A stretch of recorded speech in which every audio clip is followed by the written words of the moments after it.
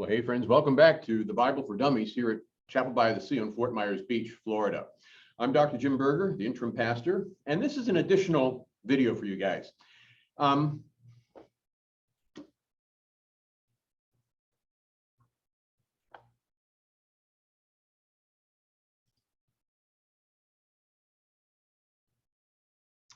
friends, welcome back to the Bible for Dummies here on Fort Myers Beach, Florida at Chapel by the Sea Presbyterian Church. I'm Dr. Jim Berger, the interim pastor. It's my pleasure to welcome you as we wrap up this series looking at the Bible, at the story of it. Now, we've come through the whole narrative line. So this is a little bonus video I'm putting up here now. Oh, let me get back to where we want to be. Let's go there. Okay. We're looking at the Bible today. What is that?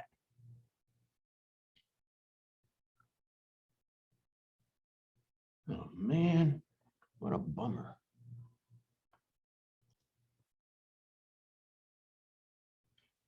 Well, friends, welcome back to the Bible for Dummies here at Chapel by the Sea on Fort Myers Beach, Florida. I'm Dr. Jim Berger, the interim pastor. It's my pleasure to welcome you back for this bonus session. We've just finished the whole narrative story, Abraham to Revelation, Genesis to Revelation. So I'm just throwing in this extra one to talk a little bit about the Bible itself, about the book and the manuscripts. So as we look at this, we remember that Abraham was the father of a multitude, but he's also the father of three world religions: Judaism, Christianity, and Islam. Today, they include roughly half of the world's population. So what's the Bible tell us about these three faiths, and where do they intersect today? All of them trace their roots back to Abraham, and they all go back to Jerusalem. They all center around one city, and that's part of the reason why the city of Jerusalem is so important on the world scene, because it's the home of three of the world's major religions. We go back to the original texts. The Old Testament, of course, as I told you, is written in Hebrew. The New Testament is written in Greek. Now, Hebrew goes from right to left. Greek goes from left to right. To make your head spin, trust me. We had to learn both in seminary. We had to take basic Hebrew, and we had that basic Greek. And for some of us getting into Hebrew, oh man, they just loved it. They just ran with it. For me, it was terrible. Oh my goodness. Greek was hard, but at least I could handle that. Now, one of the problems they have when you look at these manuscripts, you notice this is the Greek text. See any punctuation? There isn't. This is the way it would look if you were reading it in the Greek language. In the beginning was the Word, and the Word was with God, and the Word was God. See, there's no periods, there's no capitalization, lowercase. It's all written in uppercase. And you just have to know what the words are and where the breaks would be. That's just the way it was done. The Old Testament was translated from Hebrew to Greek in about 132 BC, because it was produced in Alexandria, Egypt, and the Jews there spoke Greek, not Hebrew. So they made the scriptures available to all, and that was part of why people were well aware of what the Old Testament said, and why they were open to the talk about the Messiah when Jesus came on the scene. By 200, the Christian canon, by 200 AD, after Jesus, the Christian canon is fixed at 27 books. There's lots of other material out there. They're not secret, they're not hidden, contrary to what we read in the Da Vinci Code when that came out. No, these are not secret books. They're just not reliable. There's still copies of them around. I've read them when I was in seminary. You can buy them on the open market, but they are known as the pseudepigrapha, the false writings. But you can see here's the Greek text, and by 405, St. Jerome was concerned that everybody was speaking Latin. That was the common language of the world, but the scriptures weren't in Latin, they were in Greek. So he translates Old and New Testaments into Latin in a version we know as the Vulgate, the common language of the people. Meanwhile, the Hebrew text, there's nobody speaking Hebrew anymore. Even in Jesus' day, they didn't speak Hebrew, they spoke Aramaic, a version of it. They read Hebrew, but nobody could remember how it was pronounced. So a bunch of scholars, known as the Masoretes, put in a system of dots. They called them vowel points. They give you an idea how you should pronounce the words. So they didn't they didn't insert anything into the text. They added it above and below and around it. So they didn't alter the text. That was very, very important. So we have the Jews reading their scriptures. The world was reading Latin because the world spoke Latin. There was only one version of the church. It was all the same until 1052, I think it is, the Eastern Church. The Orthodox Church splits from Rome, and then we see other developments, which I'll get to in a moment. But in 1395, the first English translation was prepared by John Wycliffe. And by 1408, it was banned, because if people started reading the Bible in everyday language, then the church couldn't control it. And the church wanted to control the crown as well as the church and the people. It's one thing to ban it in 1408, but by 1455, the movable type printing press has been developed, and Gutenberg publishes the Gutenberg Bible. And so now Bibles don't have to be hand copied. Now they're printed and they are available to people. And in 1517, Martin Luther, brilliant young Augustinian monk in Germany, was very upset with the way he saw the corruption in the church. So he writes up 95 ideas. He called them his 95 theses, and he wanted to debate. He nails them to the church door at Wittenberg, Germany. This is the local billboard. This begins a turmoil that results in what we know as the Protestant Reformation. And as part of that, he translates the Bible into German. Now, there's all these different German dialects. By choosing, I think it's a Saxon dialect, he establishes the common German language. First, he translates the New Testament. Then he teaches himself Hebrew and translates the Old Testament, puts them together to create the Luther Bible. In 1534, William Tyndale publishes his English translation of the Bible. And in 1535, Miles Coverdale completes the text, but Tyndale is executed for doing this in 1536. Then a guy named John Rogers combined the work of Tyndale and Coverdale, adds some of his own work, and produces what's known as the Matthew Bible in 1537.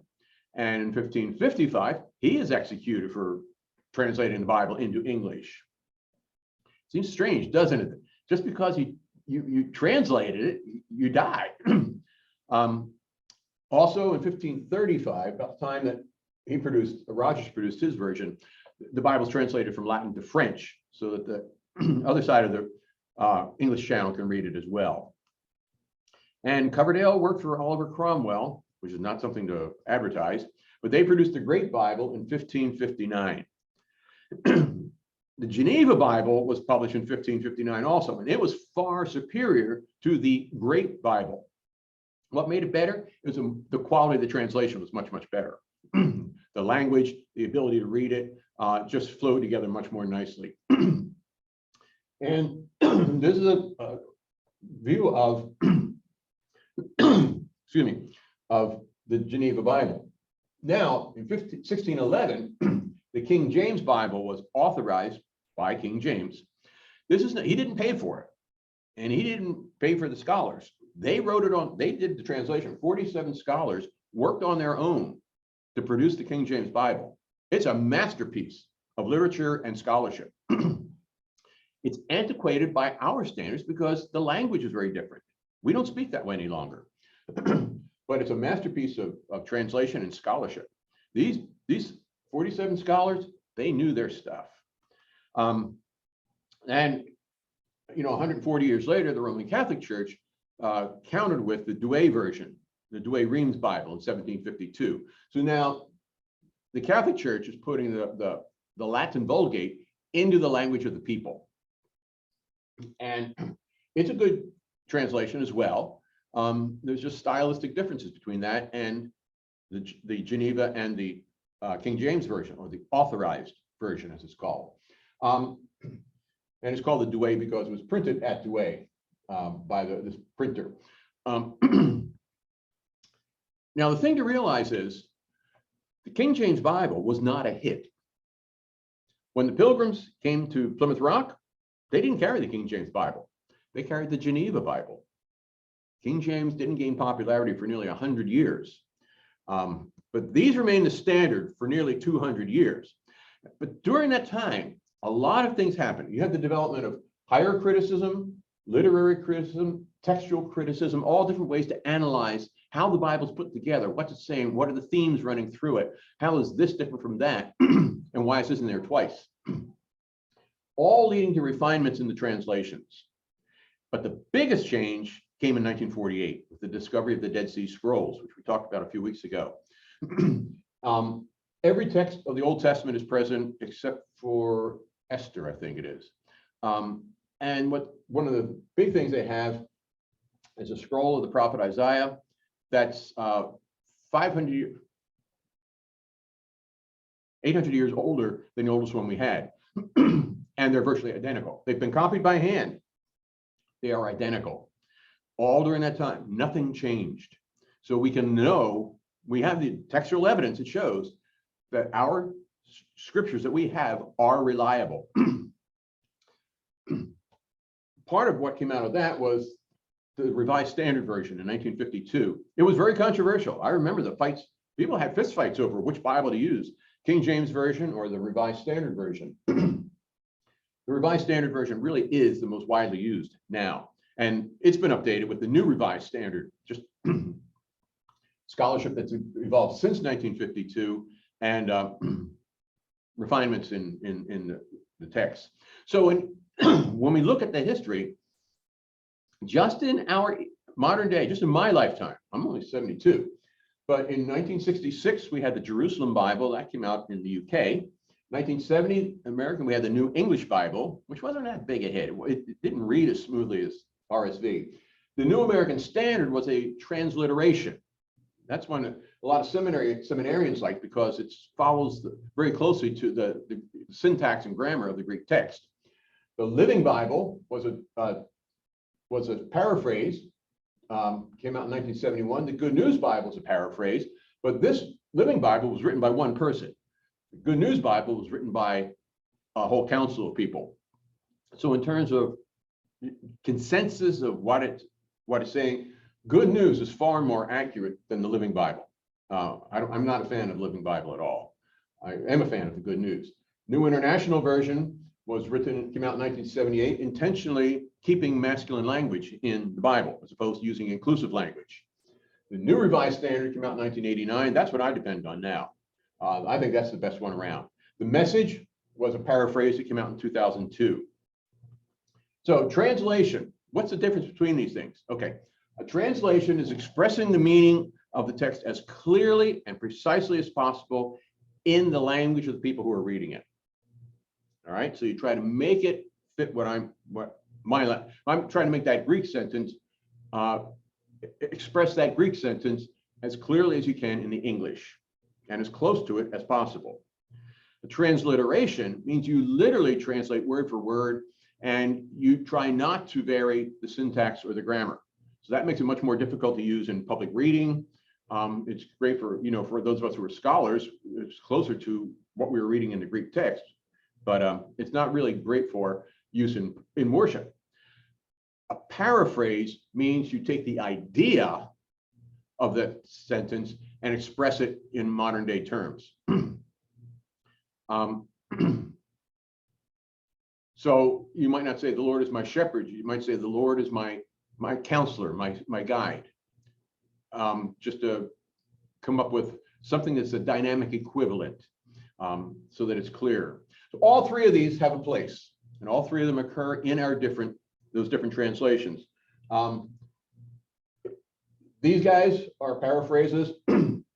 That's transliteration. All the others are and this is a paraphrase. All the others are translations. So that's what when you say, what Bible should I buy? I said, well, go to the bookstore, the Bible store, look through some of them. The text is going to be the same. Doesn't matter whether you buy one of those, $40 big fat study Bibles or whether you buy a $12.95 copy from the American Bible Society or something like this. The text is the same. What you are buying is the notes. And you just need to look through the notes and see what feels helpful, what feels easy to work with. And when you find that, that's the one you should buy. Because as you read it, you're going to have some questions. And if you have a good note system as part of it, it helps tremendously in understanding and in greater insight into what's going on. So the Bible we have today is the Bible that was passed down to us from all these scholars, starting with the Old Testament, the New Testament, through all these translators. Now it's a very sophisticated, well-structured, well-controlled process of vetting and analyzing all these different translations. So which one do you want to? Well, I'm going to tell you, start with the New Revised Standard. That's my preference. And if you want a nice, easy to read paraphrase, it's fun to read, go with the Good News Bible. It's been around since 1976. I used to have a first edition. It got lost in one of my moves, but it's really a fun, easy one to read and quite accurate still. It doesn't have the beauty of the poetry of the language that either the King James or the New Revised is going to have, but still, it's a nice, easy read. That's my recommendation. I'm Dr. Jim Berger. I'm the interim pastor here at Chapel by the Sea on Fort Myers Beach. It's been a pleasure to have you as part of these studies as we round out our study on the Bible for Dummies. And next week, I'm going to begin a new series studying the events of Holy Week as we go through the story. And it's called Sacrifice and Salvation. So please join me as we, in our next series, picking up first week of March here at Chapel by the Sea. And we'll continue looking at God's Word and how it is God's Word to us today. God bless you. Have a wonderful day. And leave me a comment. Let me know what you think of this study, because I'd like to hear from you. Have a wonderful day, and God bless you.